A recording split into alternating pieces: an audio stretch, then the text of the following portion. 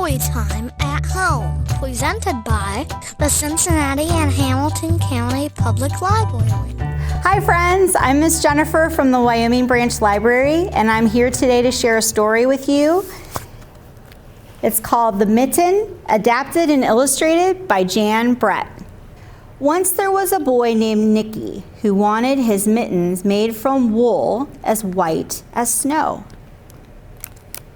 At first, his grandmother, Baba, did not want to knit white mittens. If you drop one in the snow, she warned, you'll never find it. But Nicky wanted snow white mittens, and finally, Baba made them. After she finished, she said, "When you come home, first I will look to see if you are safe and sound, but then I will look to see if you still have your snow white mittens." So off Nicky went, and it wasn't long until one of his new mittens dropped in the snow and was left behind. A mole, tired from tunneling along, discovered the mitten and burrowed inside. It was cozy and warm and just the right size, so he decided to stay.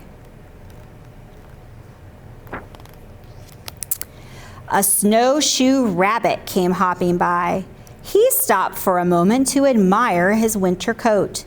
It was then that he saw the mitten, and he wiggled in, feet first.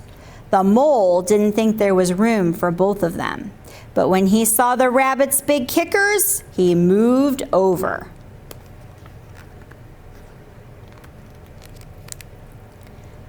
Next, a hedgehog came snuffling along.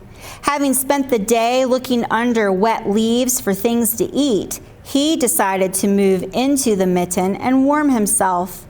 The mole and the rabbit were bumped and jostled, but not being ones to argue with someone covered with prickles, they made room.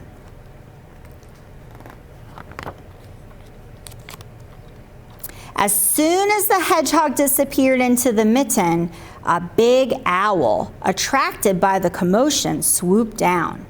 When he decided to move in also, the mole, the rabbit, and the hedgehog grumbled. But when they saw the owl's glinty talons, they quickly let him in.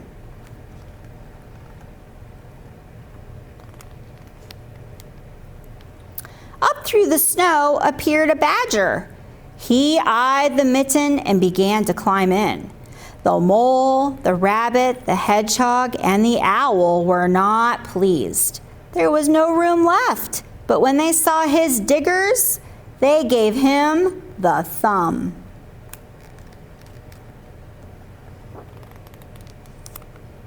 It started snowing, but the animals were snug in the mitten.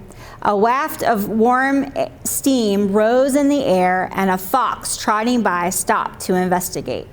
Just the sight of the cozy mitten made him feel drowsy. The fox poked his muzzle in.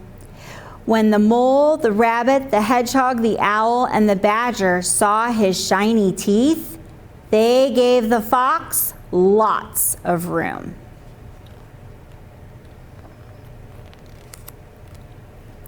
A great bear lumbered by.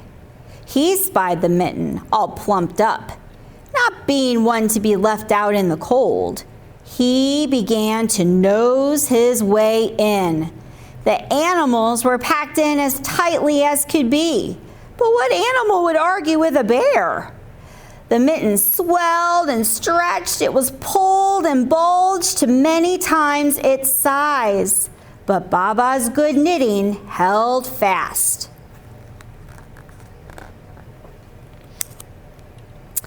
Along came a meadow mouse, no bigger than an acorn.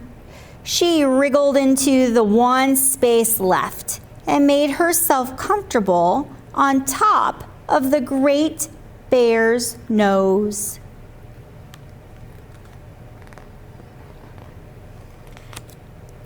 The bear, tickled by the mouse's whiskers, gave an enormous sneeze.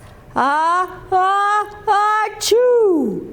The force of the sneeze shot the mitten up into the sky and scattered the animals in all directions. On his way home, Nicky saw a white shape in the distance. It was the lost Mitten silhouetted against the blue sky. As he ran to catch his snow-white Mitten, he saw Baba's face in the window. First, she looked to see if he was safe and sound, and then she saw that he still had his new mittens.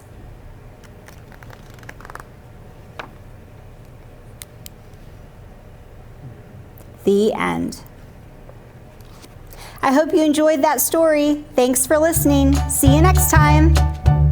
Get free books in the mail. Sign up today.